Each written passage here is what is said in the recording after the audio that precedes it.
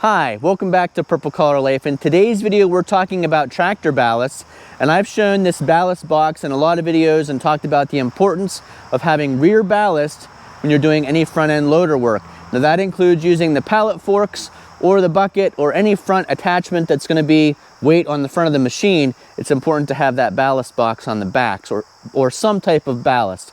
As you know, our brand new VersaTurf tires are loaded with washer fluid, so that's some ballast. But I've also got that ballast box that's totally full of sand. That's a lot of weight on the back. And even still, we've had a couple times with the front end pallet forks lifting something that's pretty heavy where the back end lifts off the ground. So yes, rear ballast is important, but today we're going to talk about the other ballast that I never hear anybody talk about. Let's dig in a little deeper. An update on a couple other projects. I'm still working on smoothing out this dirt, adding dirt to it to cover up that culvert pipe that we put in there. As you can see though, I've dug a fresh hole because we've got bees in there. This has been the summer of bees for us. I ran into some ground bees in there when using the John Deere.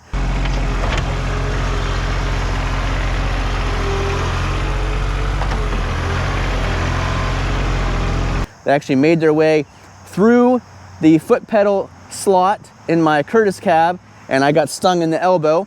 So then I brought the Mini X where I know they can't get to me, dug that hole deeper to try to find the nest. I'm about 2, maybe 3 feet deep. I still haven't found it, and the bees are still coming out of there.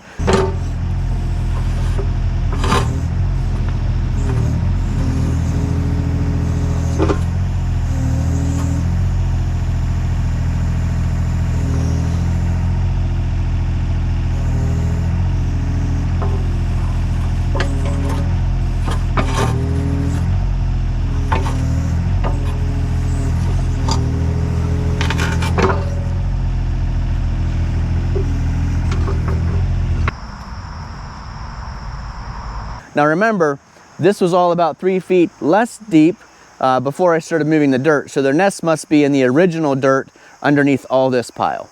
So that we'll talk about in another future video. Olive and I are pretty much on our own for a little bit. It's the start of another volleyball season. Jennifer's still the varsity volleyball coach. So that means a lot of weekends and evening nights where it's just Olive and I getting a lot of work done here at Purple Collar Life. Now last fall when Jennifer was away, is when I got the Mini X. So this year she's been teasing me that maybe I need a babysitter so that when she's away at volleyball, I don't have some other major purchase. Just opened up the shed to take a look at the Ford tractor we'll be talking about in today's video. More bees. Got some bee spray. One of the things we'll be doing here soon is putting the brush hog on the back of the Ford Workmaster.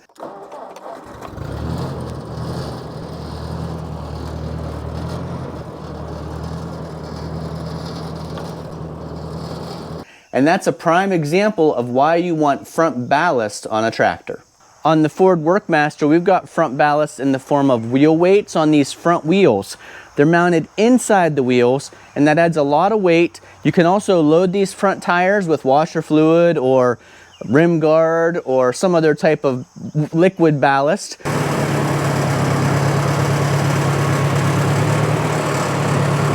But these nice front wheel weights are an easy way to add weight to the front of the machine. And the reason you want weight on the front of the machine is because if you've got that big brush hog on the back or something else on the back, or you're pulling something, you're pulling with a chain, a log out of the woods, you want to keep the front end on the ground. These tractors do have a tendency to want to tip back if you've got a lot of load on them. So it's good to have front ballast. And we hear everybody talk about the importance of rear ballast for front end loader work. I just wanted to stress the importance of front ballast for any rear 3-point work where you've got a load back behind you, maybe you're going up an incline, anything like that. Front ballast is extremely important. I'm going to show you the front ballast on the Ford 8N tractor and the front ballast on the John Deere tractor. This has been about a month in here and I just started it up. We had some mice running around. I think we've already got them all to run, but they were all through the engine here, or all around the engine. I can see a nest right there.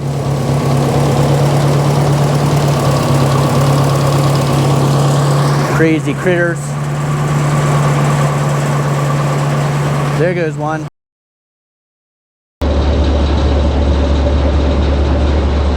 Now, as far as how much ballast, these wheel weights weigh about 50 pounds a piece. So there's approximately 100 pounds of front ballast on the front wheels of this tractor. The John Deere 750 uses a different type of front ballast. You can see the front bumper was designed for suitcase weights. So a lot of people now use suitcase weights on things like a heavy hitch for rear ballast. But I believe, and you can correct me if I'm wrong down in the comments, but I believe suitcase weights were originally invented for front ballast on tractors. If you ever go to a tractor pull, you'll see lots of suitcase weights on the front of a tractor as they're pulling so that they don't tip up in the air. But even on larger equipment like out in the serious farmer fields, you'll see a lot of suitcase weights on the front of a machine when it's out plowing and working in the field. Front bumper on the 750 is designed to hold suitcase weights for front ballast.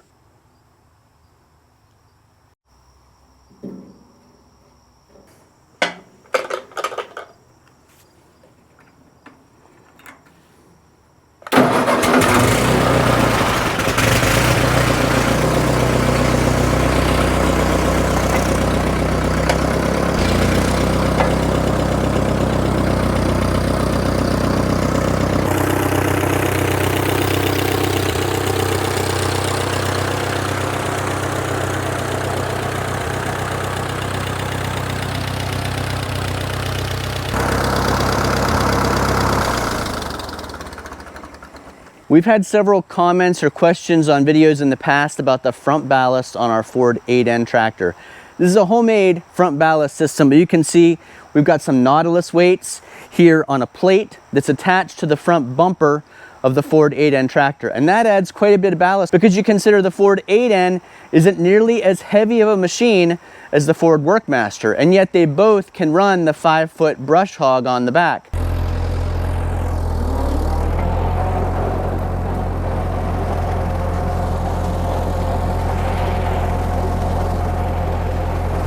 So when you get the 5-foot brush hog back behind the machine, climbing up an incline, that creates some light weight in the front of the machine, and the front ballast really helps with that. So that's why Dad has this plate on here with these weights to add some weight to the front of the machine to keep those front wheels on the ground. So this type of front bumper or guard is pretty common, pretty easy to find for these old Ford 2N, 9N, and 8N tractors. This same type of bumper works on all three of them. You can see it actually mounts to the front axle, and it sits in front of the radiator guard to keep a little bit more protection on the machine. There's also a spot for a ball on the front, so if you were moving a trailer around, whether it be a hay wagon or a utility trailer, you could put a ball on the front of this hitch and move that machine around. But what we've done here and what Dad's done is had this plate made, and you can see it's notched out there in the back, and it sits over top of that hitch. And then he's run some bolts or all thread up through it to hold these Nautilus weights in place on the tractor. Now he does have additional weights he can add to this. You can see there's room to add at least one more weight on there. But that weight on the very front of the machine adds a significant amount of ballast on the front end of the tractor.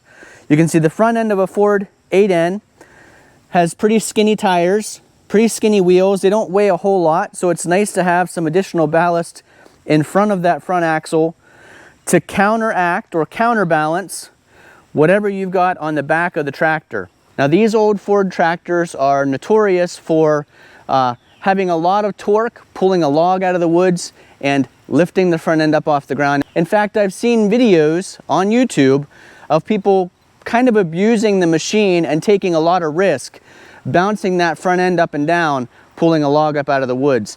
Yes, they get about 1 million views, but it's also extremely dangerous. We actually know a family that the husband lost his life on a Ford tractor like this, doing some work, and the tractor actually tipped over backwards on top of him and he lost his life. So with a machine like this, they have a lot of power, a lot of potential, a lot of use, but you have to be cautious and be safe about operation. And one of the things you can do to improve the safety on a machine like this is make sure you're using front ballast when you have something heavy on the back, or when you're pulling something, or when you're towing something. The other tip here, Dad has this 3-point receiver hitch on here. And that's nice because you're pulling from down here at a low center of gravity. Some people will attach a chain to the top pin to tow a log out of the woods. That's not a good idea for a couple reasons. A, you're pulling from higher on the machine, but also B, these Ford 8Ns are designed so that that top pin actually tells the tractor what you're doing with the machine and whether it should dig in a little bit more if you're plowing a field, and it adjusts the draft based on the pull on that top pin. So not a good idea for multiple reasons to use the top pin to tow anything. If you do need to use a chain and tow a vehicle that's stuck or pull a log out of the woods, just be cautious. Tow from a low center point of gravity attached to the 3-point hitch, or if you've got a drawbar, which would be located down here below the PTO, you can pull from the drawbar, which ensures that you're pulling from a low center point of gravity. So since I haven't seen many people talk about it, I wanted to talk about the importance of front ballast on a tractor when you're using rear implements, whether that's a brush hog or you're towing something with a chain. Anything that's weight on the back of the machine causes the potential for lightweight on the front of the machine. So a little bit of ballast here on the front really helps out. Also, you want to have your foot ready so that if you feel the machine start to tip up, you can push that clutch in so that you're not driving those back wheels and potentially tipping the whole machine over. Hopefully you found this video informative and entertaining. We'd appreciate if you leave a comment down below what you use for front ballast, whether it's weights like this on the front, or if you have some other homemade system, or if you use the inside wheel weights, or if you've got your front tires loaded. Obviously, if you have a front end loader on your machine, that's great front ballast. But if you don't, you need some other form of ballast for heavy weights on the back of the tractor. Thanks for watching. Hopefully we'll see you again here on Purple Collar Life. Olive and I have some more tasks to do today while Jennifer's away at a volleyball match. So we're gonna run down to the meat market and get some steaks, and then I've got to get some ethanol-free gas. We've got a lot of mowing to catch up on. In a future video, I'm gonna use this Ford 8N tractor with a finish mower. We'll talk about how to attach that finish mower on the 3-point hitch, and then how to mow a 5-acre field with it. Thanks for watching. Hopefully we'll see you again the next time.